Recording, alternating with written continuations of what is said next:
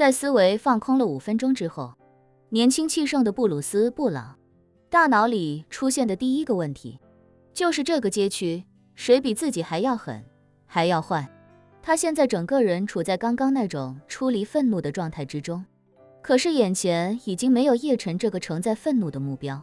所以他必须找到自己的下一个对手。很快，他的脑海中便浮现起一张面孔，那个人名叫利亚姆，是他平时在这个街区最怕遇到的人。利亚姆只比布鲁斯·布朗大3岁，但步入社会比他还要早得多。早些年也是无所事事的街头混混，偶尔抢劫一些路人或者街边的小便利店。但最近2、3年，利亚姆加入了附近几个街区颇有名气的小帮派，成了一名帮派成员。澳大利亚的帮派结构与欧美十分相似，他们虽然组织架构不够严谨，但等级划分却十分明确。在一个城市，最强大的帮派一定掌控着利润最高的生意，比如最赚钱的违禁品和博彩业。不过，最强大的帮派也不可能做到一统江湖，往往还会有几个与他同一个级别的选手相互划分地盘，相互竞争。在顶级帮派不屑关注的领域，还充斥着大量其他帮派，比如有的以色情产业为生，有的则以敲诈勒索、收入保护费为生。再往下，就是利亚姆所在的那种帮派，他们没有真正成体系的产业，就躲在各种犄角旮旯，吃一些边角料和残羹剩饭。比如顶层帮派把违禁品分销给一些中层分销商，这些分销商再把违禁品拿过来兑入大量杂质进行分装，弄成几十块钱一小包的零售版，卖给底层用户。而这些零售版就由下面的小帮派在街头进行兜售。就拿澳大利亚最泛滥的甲基苯丙胺来说，它的高端受众有富豪、白领、网红以及夜店花魁，这些客源利润率高，而且能拉动他们的其他消费，每一个都是帮派的摇钱树。这样的客户是利亚姆这种小帮派根本无法接触的。他们如果胆敢去高端酒店、夜店推销劣质产品，高层级的帮派分分钟会灭掉他们。这就是地盘的概念，拥有高端用户的地盘，就相当于一块沃土，甚至一片金矿。地盘拥有者会全力以赴捍卫自己的利益，一旦有人敢触碰他们的核心利益，必然要下死手还击。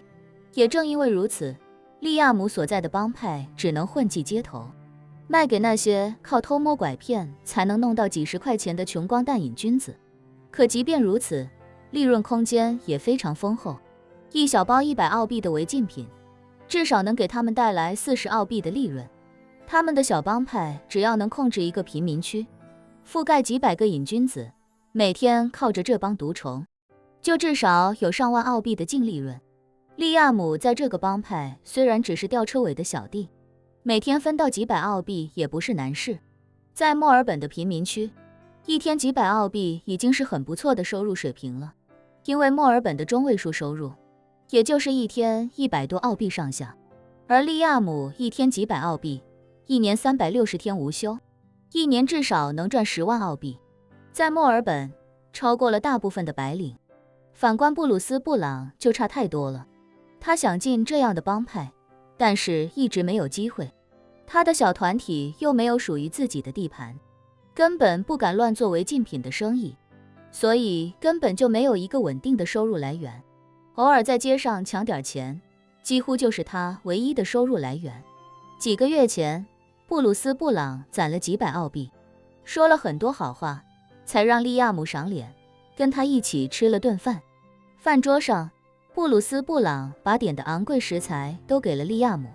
自己饿着肚子，卑微地恳请利亚姆介绍他进帮派。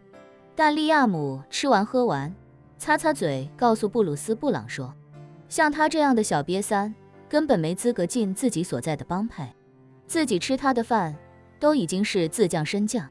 说完，利亚姆站起身来，扬长而去。那一刻，布鲁斯·布朗感觉受尽了屈辱，可即便如此，他也不敢去找利亚姆算账，只能默默地吃下这个哑巴亏，同时在心里发下宏愿，将来一定要爬得比利亚姆更高，然后再把他踩在脚下。以前没有的勇气，现在叶晨给了他，于是他掂着手里的棒球棍，鬼迷心窍地对一众小弟说：“走，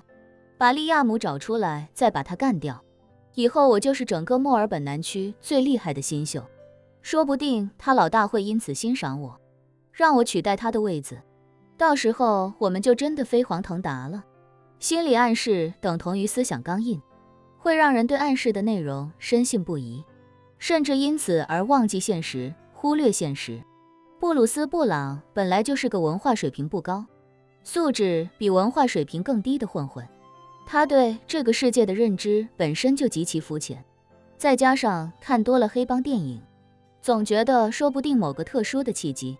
自己就能得到大佬的赏识，从而一飞冲天。而叶晨给他的心理暗示，促使他萌生出的第一个念头，就是用狠辣取代利亚姆。眼看一行人浩浩荡荡去了下一个街区，叶晨便让陈泽凯驱车远远地跟着。下一个街区比之前那个街区还要更加脏乱差，同样的安全注射屋这里也有，而且有2个。在注射屋的周围以及附近的高架桥下，聚集着大量的瘾君子，人数众多，至少近100人。因为有一条高架桥从这个街区穿过，所以许多瘾君子直接在高架桥的下面搭起帐篷，帐篷密密麻麻，至少40-50顶。之所以都扎堆在这里搭帐篷，是因为这里虽然不能遮风，但是能遮阳挡雨，对无家可归者来说，在这里搭帐篷是最好的选择。而在这些瘾君子的周围，总有一些年轻人在人群中来回穿梭。与这些破衣烂衫的瘾君子不同，这些年轻人穿着光鲜，甚至还戴着夸张的金首饰。这些人便是专门给瘾君子兜售违禁品的帮派成员。其中一个一半黑人血统的卷发青年，正叼着自制的烟卷，穿梭于这群瘾君子之中。他紧盯着一个女性瘾君子正在数钞票的手，对方将一堆小额钞票数过之后，面带哀求地说道：“利亚姆，我这里还差30澳币，明天给你好吗？”女性瘾君子正是先前来找陈泽凯搭讪的那位站街女。利亚姆一脸鄙夷地说：“你他妈没钱就去卖，反正现在还没到中午，时间多的是，卖够了再来找我。”那女人卑微地祈求道：“我已经1天没抽了，利亚姆，再这么下去，我连接客的力气都没有了，求求你先给我吧，让我怎么样都可以。你以前不是很喜欢我为你服务的吗？”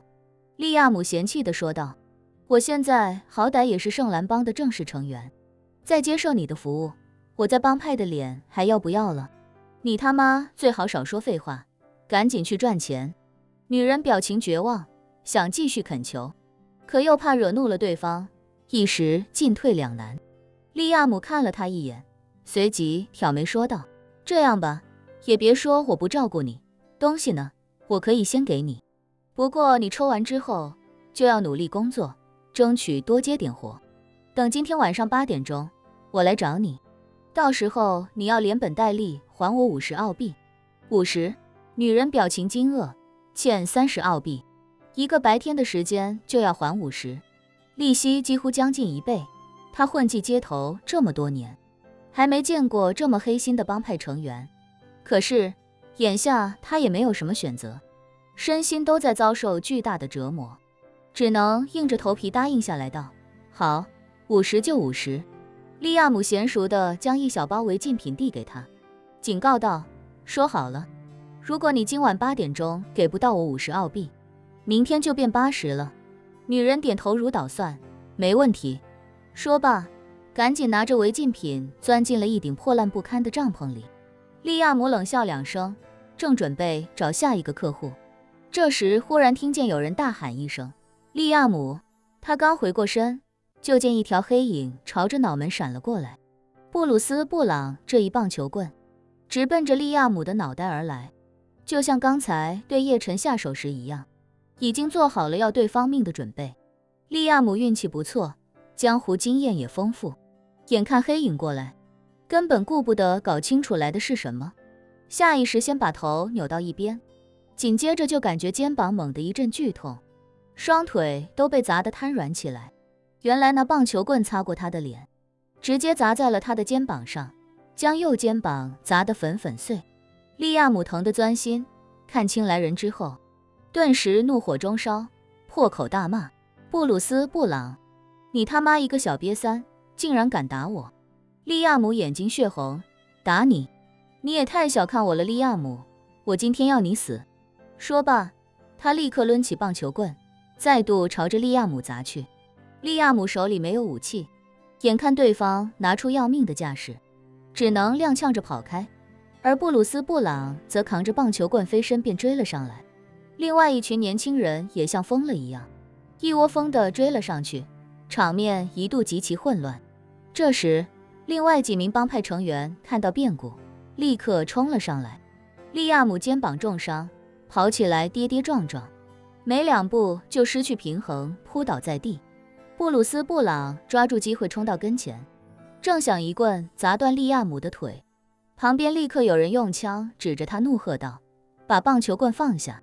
布鲁斯·布朗杀红了眼，咬牙道：今天谁都别想拦住我！刚说完，只听砰砰2声，他的右腿就被打出2个血窟窿，随即右腿瞬间失去控制，摔倒在地。紧接着，一众帮派成员一窝蜂地冲上来，把他打了个半死，把其他小伙子也按在地上一阵暴锤。这里毕竟是利亚姆所在帮派的地盘，也是他们赚钱的地方，很多小弟聚集在这里和周围，一看到出事就立刻围了上来。叶晨眼见布鲁斯·布朗被打得面目全非，控制不住的嗷嗷叫唤，不禁叹了口气，摇头说道：还以为这小子能当个硬茬子演2集屌丝逆袭，没想到一上来就被干成了这个鸟样子，真是废物。